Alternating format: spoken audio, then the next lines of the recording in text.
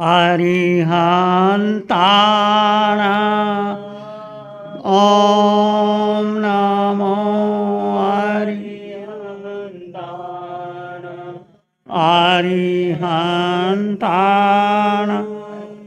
ॐ नमो घबराओ न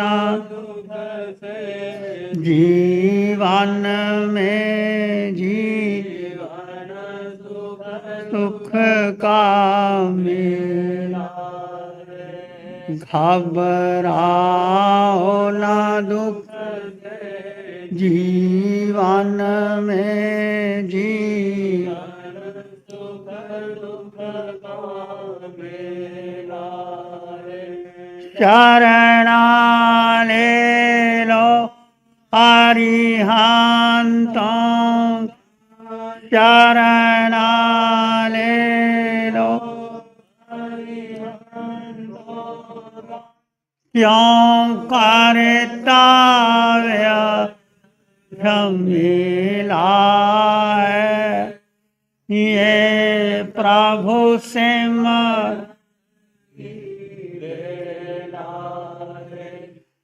अरिहन्ताणाम्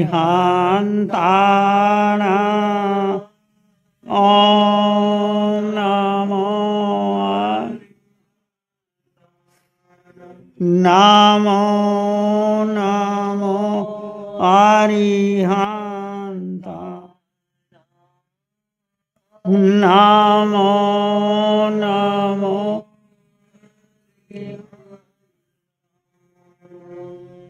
अरिहंत परमात्मा महाविद्य क्षेत्र में विराजमान जिनकी अनंत अनंत कृपा हम सब पर बरस रही है, उस प्रभु की अनंत करुणा अनंत मैत्री अनंत ज्ञान को अनंत अनंत नमन। प्रभु तिन्नानंग तारियानंग बुद्धानंग बोह्यानंग मुत्तानंग मयगानंग स्वयं तिर चुके हैं, औरों को तार रहे हैं, स्वयं बोधि को प्राप्त हो चुके हैं, औरों को बोधि दे रहे हैं। सर्वज्ञ सर्वदर्शी तीनों लोगों को एक साथ जानते और देखते और प्राणी मात्र के लिए मंगल की कामना करते हैं। उस प्रभु की साधना को ज्ञान को अनंत अनंत नमन प्रार्थना कृतज्ञता के भाव। शासनपति भगवान महावीर जिनका धर्म शासन धर्म संग धर्म तीर्थ में हम सब धर्म का अमृत पान कर रहे हैं। प्रभु सिद्ध बुद्ध और मुक्त हो चुके हैं, परंतु प्रभु की वाणी प्रभु का ज्ञान प्रभु की साधना प्रभु की अहिंसा मैत्री आज भी इस पंचम काल में हमारे पास है।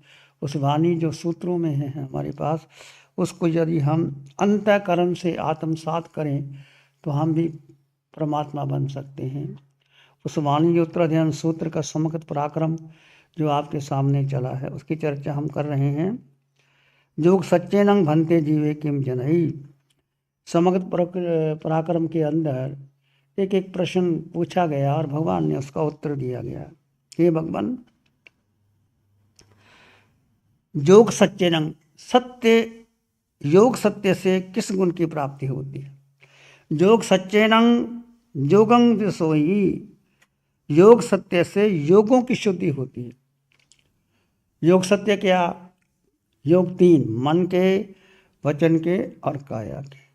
उसमें सत्य में रहना, मन से सत्य, मन से कोई भी ऐसा संकल्प ना आए जो मिथ्यात्व का होगा, असत्य का होगा, आर्त ध्यान का हो, ऐसा संकल्प मात्र भी ना आए मन से, और ना ऐसा वाणी से बोला जाए और न काया से उसकी क्रिया की जाए। मनसा वाचा कर्मणा। तो धर्म कहीं टिकता है जब मन से वचन से काया से हम प्रभु की वाणी को अपने हृदय में हृदयंगम करते हैं। तो धर्म भगवान से पूछा, कल भी चर्चा हुई थी, धर्म कहाँ रहता है? तो भगवान ने बताया कि धर्म जहाँ शुद्ध हृदय होता है वहाँ धर्म होता है। शुद्ध हृदय किसका होता है? वो बच्चे का। बच्चा, छोटा सा बच्चा, छोटे से बच्चे को देखो, उसकी आंखें कितनी निर्मल होती है, उसका चेहरा कितना पवित्र होता है, वो कुछ भी बोलता है तो बहुत अच्छा लगता है। जब पहल बच्चा बोलना शुरू करता है उसकी भाषा समझ में नहीं आती, माँ को भी समझ में नहीं आती, पर वो पहली बार जो बोलता है तो माँ कितना आनंदित हो जाती, आप कितना आनंदित हो जाते, बोलो, होते कि नहीं? पहला बच्चे का पहला बोल उतला सा बोल होता है, ना वो माँ कह सकता है ना पै कह सकता है, बोलता जरा सा बोला, वो माँ उसके पिता घर वाले कितने आनंदित हो जाते।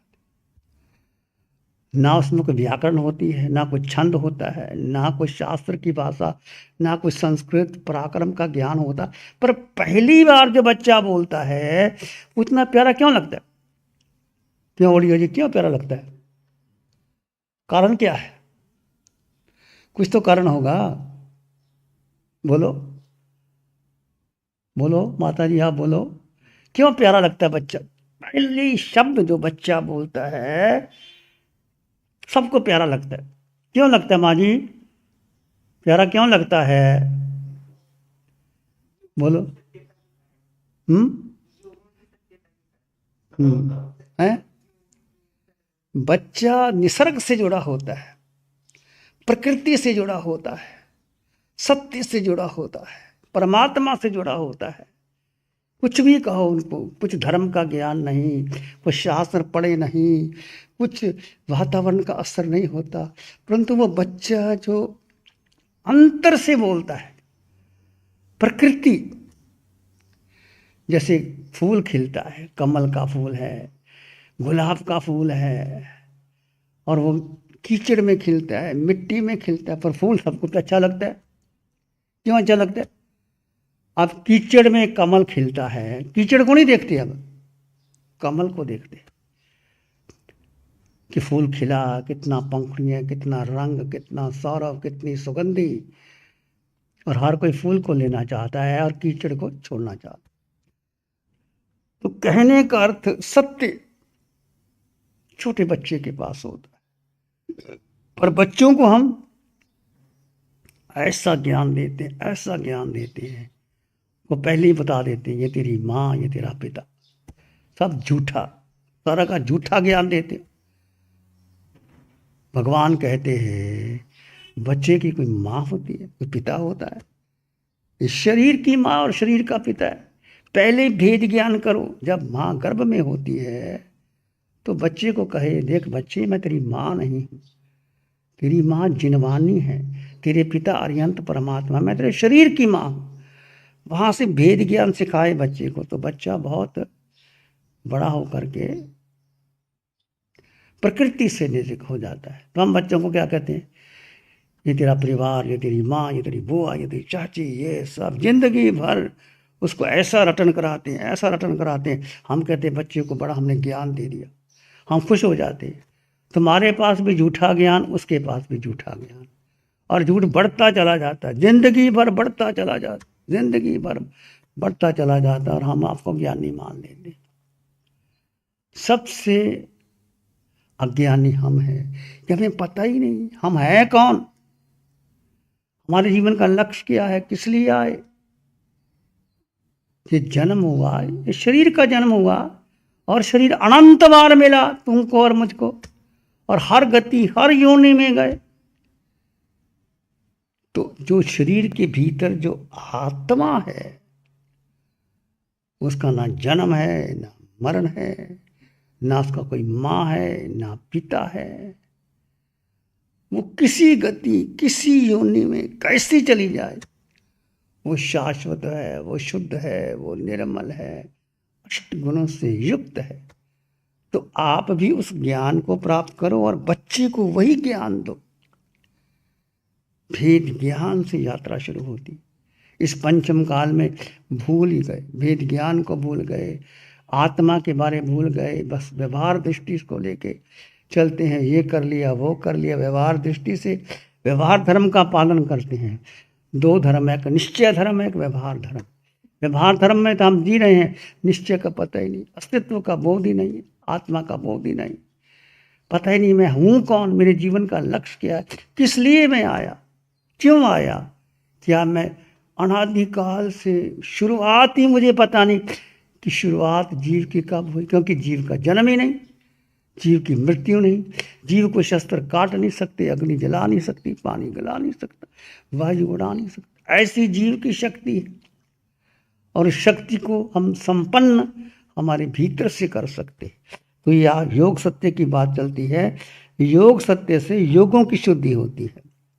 योग है मन के, वचन के, काया। 3 योग 3 करण, करना, कराना, अनुमोदना। 3 करण 3 योग और 3 ही काल, भूत, भविष्यत, वर्तमान। 27 कारण से जीव कर्मों का बंधन करता है और कर्मों से मुक्त हो जाता है। मन, वचन, काया का योग और करण 3 योग, करना, कराना, अनुमोदना, और काल, भूतकाल, भविष्यत काल और वर्तमान। 9 और 9 27। 27 कारण से हम कर्मों का बंधन करते हैं और 27 कारण हम सत्य में आए तो सत्य से हम संसार सागर से पार हो सकते। सत्य क्या है?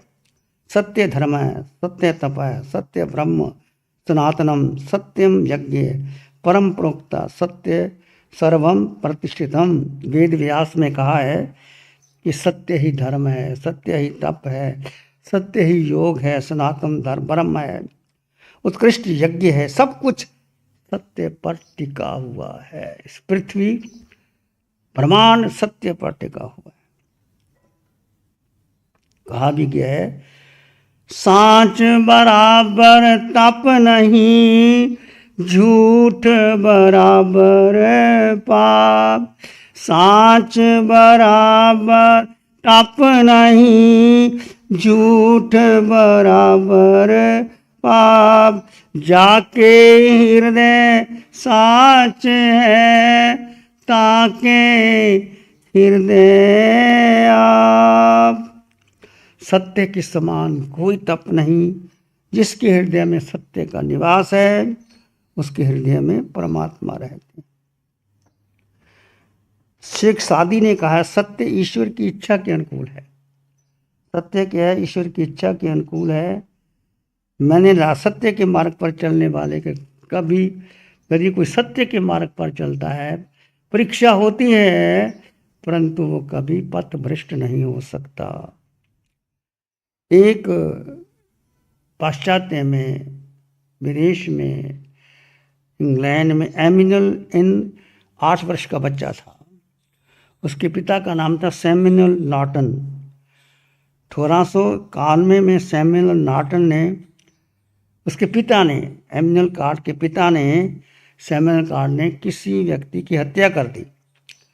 पिता को हत्या करते हुए उसके बच्चे एमिनल कार्ड ने देख लिया। पिता ने उसको कहा, देख पुलिस मुझे पकड़ने आएगी और तुमसे पूछेगी, तुमने झूठ बोलना है कि हत्या मैंने नहीं की है। एमिनल ने कहा, पिताजी आप मुझे झूठ बोलना सिखाते हो? बचपन में माँ ने तो मुझे सच बोलने के लिए सिखाया है। मुझे माँ ने सत्य की सीख दी थी, इसलिए मैं सच बोलूँगा, झूठ नहीं बोलूँगा। पुत्र की बात सुनकर सैमुअल अपना आप खो दिया, क्रोध में आ गया, पुत्र को पीटने लगा। पीटने पीटने एमिनल ने इतना मारा। कभी क्रोध में आकर देखिए, कुछ बहनें हैं इतना क्रोध में आकर के बच्चे को मारती, बच्चे की हत्या हो जाती है। और जब क्रोध व्यक्ति को आता है तो नामालूम कितना नशा आ जाता है, कितना हाथ पांव, जैसे आप क्रोध करते हैं, जब क्रोध करते हैं तो ऐसा कैसे दीवार तोड़ देनी है, लांग देना, शक्ति कहाँ से आ जाती है। तो क्रोध, इतना क्रोध आया कि मेरा बेटा मेरी बात सुनता नहीं है और मुझे कहता है कि मैं सत्य बोलूँगा। माँ ने सत्य बोलना सिखाया, उसको इतना पीटा पीटा, इसलिए उसने कि जान दे दी, पर झूठ बोलना स्वीकार नहीं किया। कहते हैं कि उसी नगर के निवासी एमिनल की स्मृति में मई महीने में उसकी दूसरी तारीख को तब से आज तक सत्य दिवस के रूप में मनाते हैं वहाँ के लोग। उसने जान दे दी पर झूठ नहीं बोला। सत्य क्या है बोलो? अब सत्य पर चर्चा करते। सत्य है क्या? सत्य क्या है बोलो?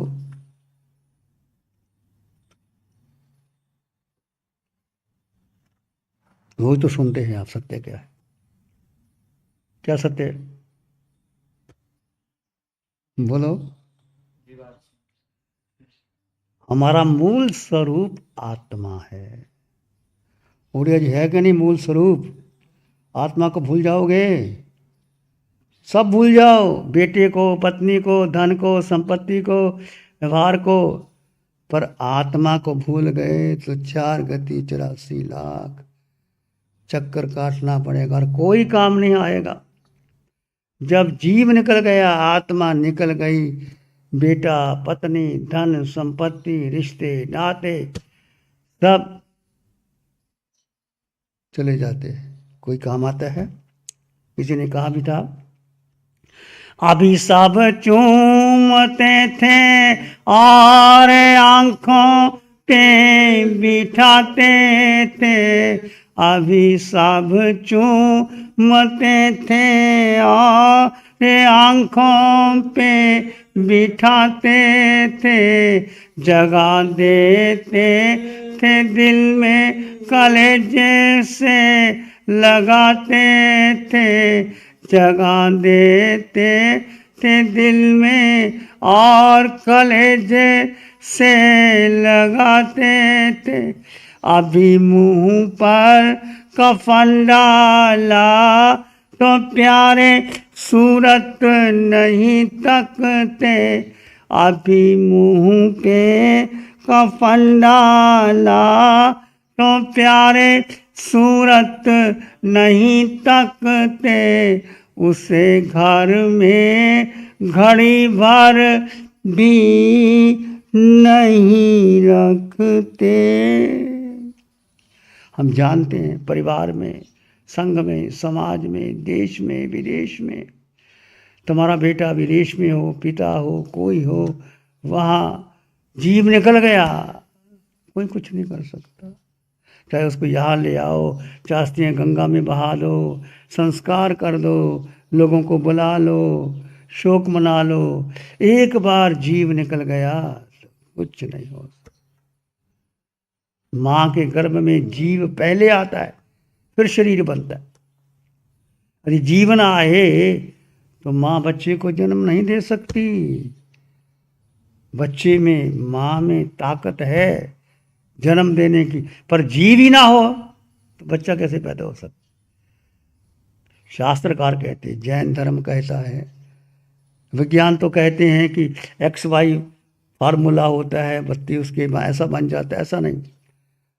जीव पहले आता है, जीव आहार लेता है, शरीर बनता है, इंद्रियां, श्वासोश्वास, भाषा और मन, 6 पर्याप्ति बनती है। फिर बच्चा 9 महीने बा के घर में बड़ा होता होता पूर्ण जब हो जाता है तो बाहर निकलता है। तो जीव प्रमुख है। जैन दर्शन में जीव के सिवाय कुछ भी नहीं। तो जीव योग है मन वचन काया, और आत्मा क्या है? अरूपी है, उसको देखा नहीं जा सकता, उसको सूंघा नहीं जा सकता, ना इंद्रिय गम, नो इंद्रिय गिच्छा अमुत भाव, इंद्रियों के द्वारा देख नहीं सकते, जान नहीं सकते, सुन नहीं सकते, न गंध है, न रस है, न स्पर्श है। सामान्य लोग मन वचन काया कोई जानते हैं, अनुभव करते हैं, परंतु यह भी समझना, मन वचन काया और शरीर तीनों से आत्मा परे है। जीव अलिप्त है। अलिप्त का मतलब न मन से लगा है, न वाणी से, न काया से, न बुद्धि से, न मन से, न इंद्रियों से, तीनों से परे है आत्मा। और शरीर भी आत्मा नहीं, मन भी नहीं, बुद्धि भी नहीं, इंद्रिय। प्रथम योग है मन। यदि मन को, मन चंचल है, मन पल पर और चलता है, तो मन को धीरे धीरे धीरे उसको साधो। जैसे जैसे मन को साधोगे तो धीरे धीरे आप निर्विषय बन जाओगे। यदि मन विषय की ओर आ गया तो फिर क्या, विषतुल्य है विषय, और आत्मा का पतन होता है। जितना आप व्यक्ति मन की इच्छाओं के पीछे, इंद्रियों की इच्छाओं के पीछे लगते हैं, जितना भोग भोगते हैं, उतना ही संसार लंबा होता चला जाता है और विषय विष बन जाते हैं और निरंतर निरंतर आदमी उलझाता है। और यदि मन को छोड़ करके, बुद्धि को छोड़ करके इंद्रियों की तरफ आ जाते हैं तो परम आनंद को लब्ध हो सकता है। इसको कृष्ण ने कहा, मन को निरंतर अभ्यास और वैराग्य से मन को साधा जा सकता है। धर्म शिक्षा रूप लगाम से मन रूपी अश्व को काबू किया जा सकता है। वचन योग क्या है? सत्यम ब्रूयात् प्रियम ब्रूयात् न ब्रूयातम सत्यम अप्रियम ना सत्यम न प्रियम श्रूयात् एष धर्म सनातनम। सत्य और प्रिय, यदि वचन बोलना चाहिए तो सत्य बोलना चाहिए, प्रिय बोलना चाहिए। जो अप्रिय हो ऐसा सत्य नहीं बोलना चाहिए, और ऐसा प्रिय वचन भी नहीं बोलना चाहिए जो असत्य हो।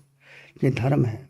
अरिहंत परमात्मा की वाणी, उनका वाणी का अतिशय इतना होता है, अरिहंत परमात्मा की वाणी में उनके वचन मधु और घृत के समान होते हैं। आपने कभी शहद लिया, घी खाया, सबने लिया होगा।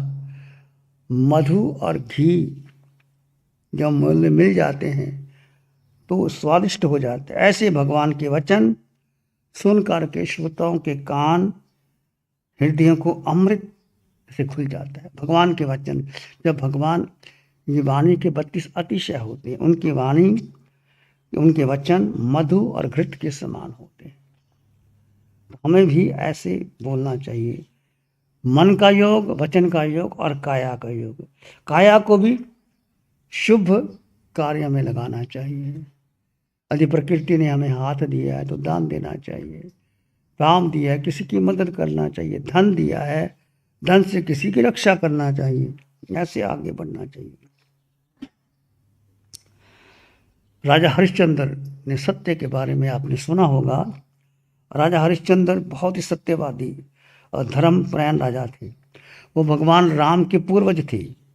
वे अपने सत्य धर्म का पालन करने के लिए, वचनों को निभाने के लिए सब कुछ करने के तैयार थे। एक बार इंद्र की सभा हुई और राजा हरिश्चंद्र के बारे में कहा गया कि इस पृथ्वी पर ऐसा राजा है, इतना सत्यवादी है, धर्मपरायण है, सत्य के आगे सब कुछ दे देता। तो इंद्र ने कहा, परंतु ऋषि विश्वामित्र को इसके बारे में जचा नहीं। उसने कहा परीक्षा लेनी चाहिए। ऋषि मित्र राजा हरिश्चंद्र के पास आया कि मुझे, उसने दान के रूप में उसका राज्य मान लिया कि मुझे अपना राज्य दे दो। और सत्यवादी हरिश्चंद्र ने जब एक ऋषि राज्य मांगते, उन्होंने कहा आपको राज्य मैं दे देता हूँ, राज्य ले लो। अब राज्य ले लिया तो बाकी उसके पास क्या रहा? कुछ भी नहीं था। आप कहते हैं कि जब दान देने के बाद दक्षिणा भी मांगते हैं। विश्वामित्र ने कहा कि दान तो आपने दे दिया परंतु दक्षिणा नहीं दी। आप ब्राह्मणों को भोजन करवाते हैं तो बाद में दक्षिणा भी देते हैं। तो राजा ने कहा तो मैं सब कुछ दे चुका हूँ, तो मैं दक्षिणा, मेरे पास कुछ भी नहीं। राजन, आपने राज्य दिया है, दक्षिणा नहीं दी। जब तक दक्षिणा नहीं दोगे तो आपका दान हम स्वीकार कैसे करेंगे? राजा ने कहा ठीक है, जो दक्षिणा लेनी है मैं दे। कहते हैं राजा उस नगरी के बाहर बिका। उस समय चंदन बाला बिकी। राजा हरिश्चंद्र, उसकी पत्नी, उसका बेटा राहुल, तीनों अयोध्या के बाद खड़े हो जाते। बोली लगती है और राजा हरिश्चंद्र किसी चंडाल ने, जो जहाँ लाश आती है उसको दफनाते हैं, उसके जहाँ हरिश्चंद्र को रखा है। और उसकी पत्नी तारामती को ब्राह्मण के घर में क्या, बर्तन मांजने के लिए। देखो कहाँ रानी महारानी, वो ब्राह्मण के घर बर्तन मांजती है। और छोटा बेटा राहुल, वो अपनी माँ के साथ चला गया। सब कुछ बिक गया। राजा ने कोई अफसोस नहीं मांगा। ठीक है, वो जो उससे पैसा आया विश्वामित्र को दे दिया। विश्वामित्र अभी भी संतुष्ट नहीं हुआ, परीक्षा लेना चाहता है और परीक्षा लेना चाहता है। समय बीतता है। छोटा बच्चा राहुल बगीचे में गया। छोटा बच्चा था, एक संप आया, सर्प आया, डंक मारा, झंक मारा तो राहुल बेहोश हो गया। कहते हैं राहुल की मौत हो गई। अब राहुल की मौत हो गई, अब तारामती कहती है कोई उसको इलाज करवाने के लिए, दफनाने के लिए कहीं जा नहीं सकती। तो अपने बेटे को तारा कहाँ जाती है? शमशान में, जहाँ हरिश्चंद्र, वहाँ जो कोई आता था उसको दबाने के लिए टैक्स लगता था। उसके चंडाल ने कहा दिया कोई भी यहाँ शव लेके आए उसको टैक्स देना पड़ता है। 1 टका 2 टका का भाव होगा उस समय। हरिश्चंद्र ने देखा कि उसकी पत्नी तारामती, अब पत्नी नहीं है, वो बिक चुकी है। बेटा भी अपना नहीं है, गोदी में लेकर के बैठी है और कहने लगी है कि इसको संस्कार करो। हरिश्चंद्र ने कहा कि मेरे मालिक का हुक्म है, जब तक टैक्स नहीं दोगे मैं संस्कार कैसे करूं? अब वो कहती मेरे पास तो कुछ है नहीं, मैं तो बिक चुकी हूं। बेटा तुम्हारा भी और मेरा भी है, मैं कहां से लाऊं?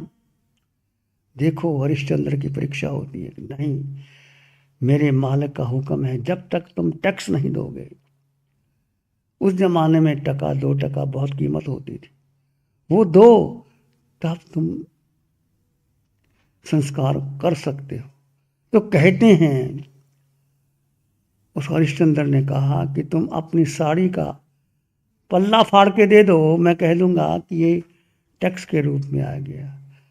कहते हैं तारा ने अपनी साड़ी का एक हिस्सा फाड़ने को मजबूर हुई। कहते हैं ऊपर से देव आ गए, इंद्र आ गए। बस राजा तुम्हारी परीक्षा हो गई, रानी तुम सफल हो गए इतनी सत्य का पालन करने वाले।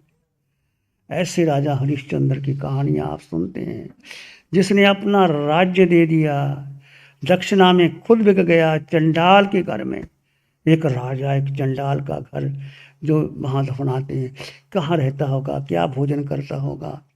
अपनी ड्यूटी को निभाने के लिए उसने टैक्स लेना था और उसका ही बेटा था।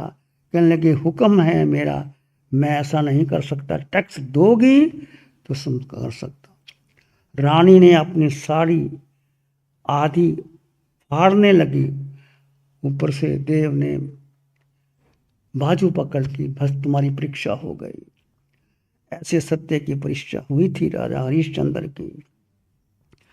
तो हम देखते हैं जीवन कैसे कैसे राजा महाराजा हुए, कैसे कैसे कष्ट आए, राम को आए, कृष्ण को आए, महावीर को आए, बुद्ध को आए, राजा हरिश्चंद्र को आए।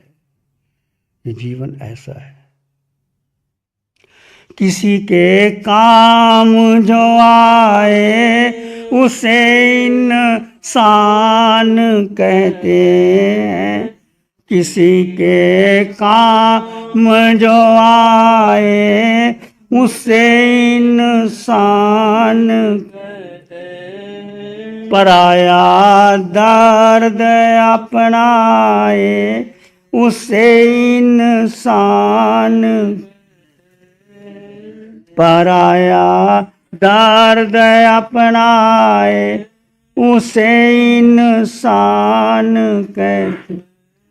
कभी धनवान है कितना, कभी इंसान निर्धन है। कभी धनवान कभी इंसान निर्धन। कभी सुख है कभी दुख है, इसी का नाम जीवन है। जो मुश्किल में न घबराए उसे इंसान कहते। किसी के काम जो आए उसे इंसान कहते। ये दुनिया एक उलझन है, कहीं धोखा कहीं ठोकर। यह दुनिया एक उलझन है, कहीं ठोकर कोई हंस जीता है, कोई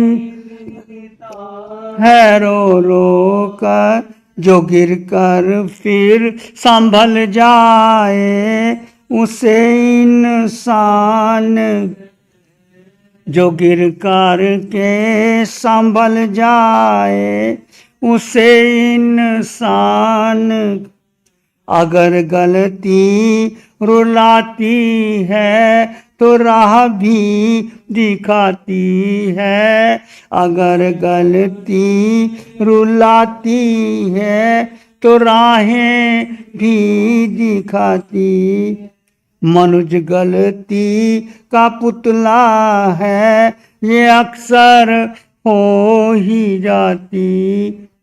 मनुज गलती का पुतला है, ये अक्सर हो ही जाती। जो कर ले ठीक गलती को, उसे इंसान कहते। जो कर ले ठीक गलती को, उसे इंसान। किसी के काम जो आए, उसे इंसान। अकेले ही खा कर सदा गुजरान करते हैं, अकेले ही खा के सदा गुजरान करते। यूं भरने को तो दुनिया में पशु भी पेट भरते, यूं भरने को तो दुनिया में पशु भी पेट भरते। पथिक जो बांट कर खाए, उसे इंसान। पथिक जो बांट कर खाए, उसे इंसान। पराया दर्द अपना ये उसे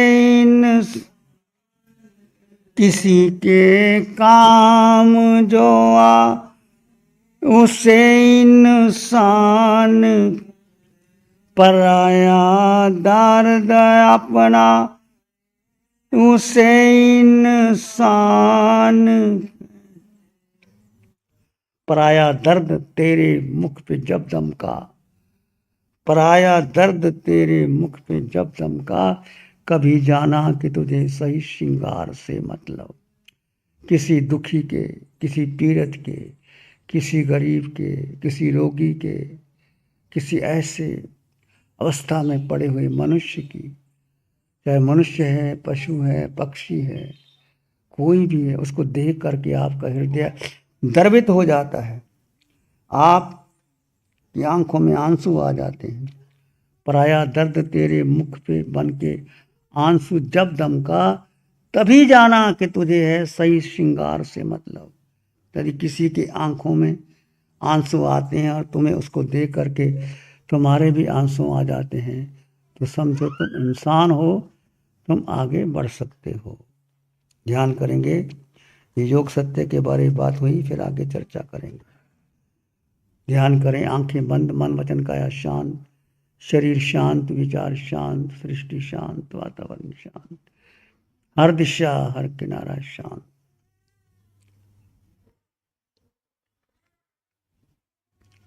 सिर के सिरे से पांव के अंगूठे तक ये देह जिसका आकार है, जिसका वर्ण है, गंध है, रस है, स्पर्श है, जिसका जन्म है, मरण है, माता है, पिता है, कुल है, परंपरा है। इस देह में भीतर एक आत्मा है जिसका निराकार है, जो शुद्ध है, संपन्न है, परिपूर्ण है।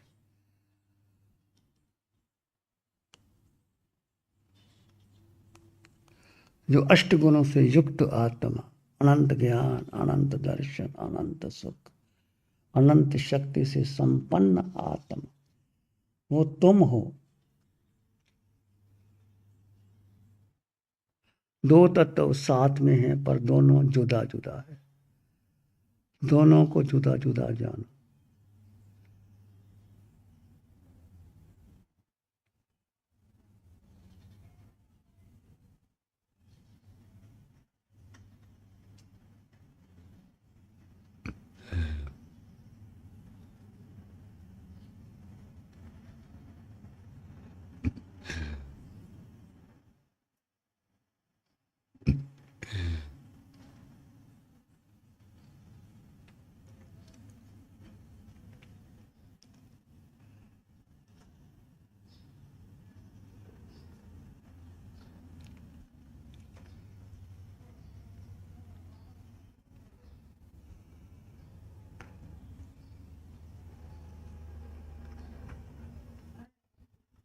अपने भीतर गहन मौन और शांति का अनुभव करें।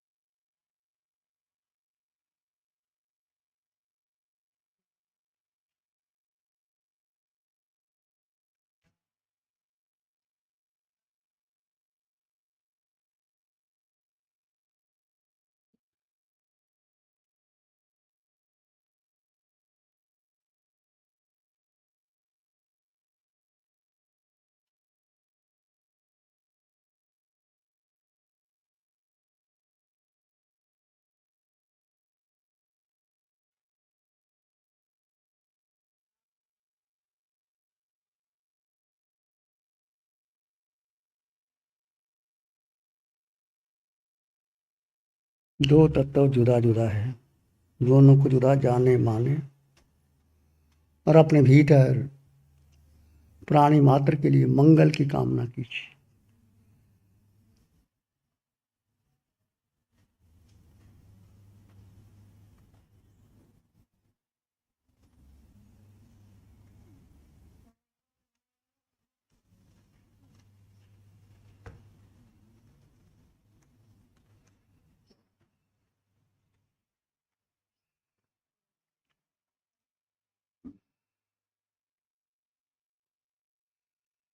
अपने भीतर मंगल की कामना कीजिए, प्राणी मात्र के लिए मंगल की कामना कीजिए। मन मानस में प्यार ही उर्मिल उर्मिल होए। मन मानस में प्यार ही पुलकित पुलकित होए। रोम रोम से ध्वनि उठे, जन जन मंगल हो। रोम रोम पुलकित उठे, जन जन मंगल हो। सबका मंगल हो, तेरा मंगल हो। सबका मंगल हो, जन जन मंगल हो। सबका भला हो, सबका मंगल हो, सबका शुभ हो। इसी में एक लंबा गहरा श्वास लें और अनंत परमात्मा के चरणों में अनंत कृतज्ञता ज्ञापित करें। एक और लंबा गहरा श्वास अरिहंत परमात्मा के चरणों में नमन और वंदन।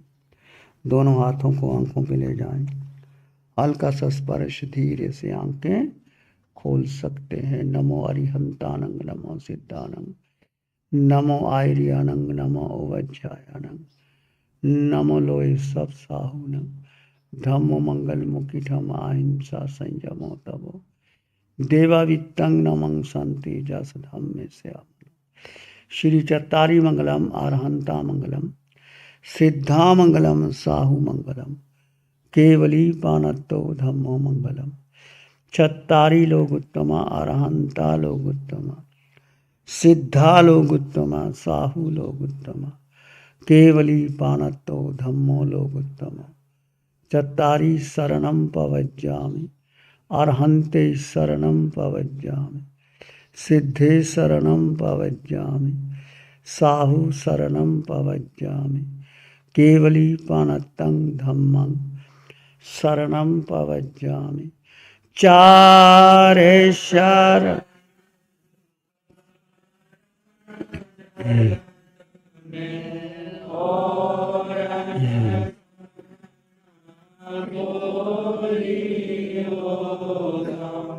जो भव्य प्राण